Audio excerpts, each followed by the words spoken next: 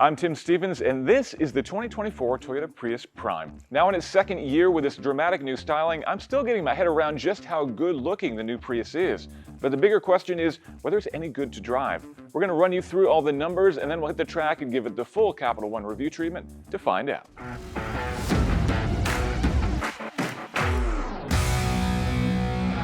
Under the hood, the Prius Prime has a 2-liter 4-cylinder connected to a CVT with a plug-in hybrid system that gives you 220 horsepower and up to 40 miles of range if you plug it in.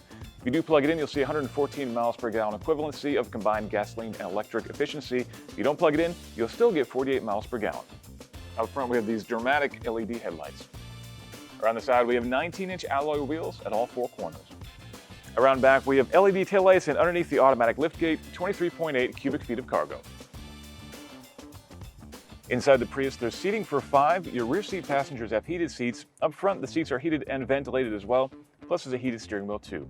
All that's controlled through the automatic climate control system, which is situated just below this ultra-widescreen 12.3-inch touchscreen. There's navigation built in here, plus a Wi-Fi system with 4G LTE connectivity. There's Android Auto and Apple CarPlay, plus a wireless charger to keep your phone juiced up while you're using either of those.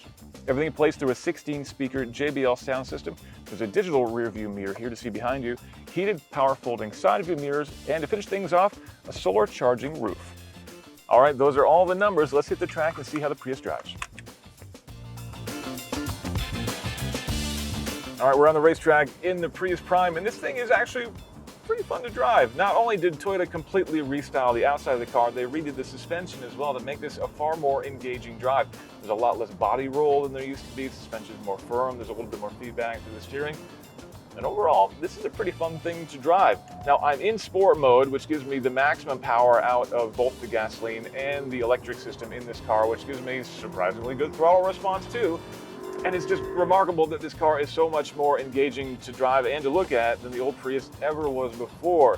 But probably more important for a car like this is the fact that I can hit a button here, put it in EV only mode, and at that point the car will rely only on the battery pack and turn off the internal combustion engine entirely. Unlike a lot of other hybrids and plug-in hybrids, when you do put this in EV only mode, it will only use the battery until that battery runs down. So even if you put your foot flat to the floor, it will not kick on the gas engine, which is a frustration that a lot of people have with their other hybrids. But this will stay on battery only until that battery runs too low. And that should mean that a lot of people will be able to commute or do the school run on battery power only. This car will go up to about 80 miles an hour on battery power alone before it burns any gasoline. So you could theoretically drive to work and back if your commute is less than 40 miles round trip, or if you can plug in at work, you could probably do even better. And that means you could theoretically blow that EP estimate right out of the water and do way better fuel economy if you want to. But even if you don't plug this car in that often, you're still going to easily get in the 50 to 60 mile per gallon range in terms of efficiency, which is really great for a car of this size.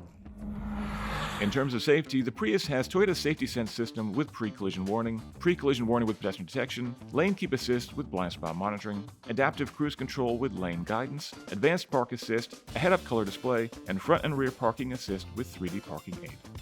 On the outside and on the interior as well, the Prius has always had kind of a funky, futuristic looking interior. But for this generation, I think Toyota's done a much better job of making it not only cool looking, but also nice and higher end as well. I love the red slash across the dashboard here that's also mirrored on the seats. And the way the gauge cluster is set back and this nice wide touchscreen here as well makes this an interesting look at the interior that's as interesting as the exterior. It all feels nice and futuristic.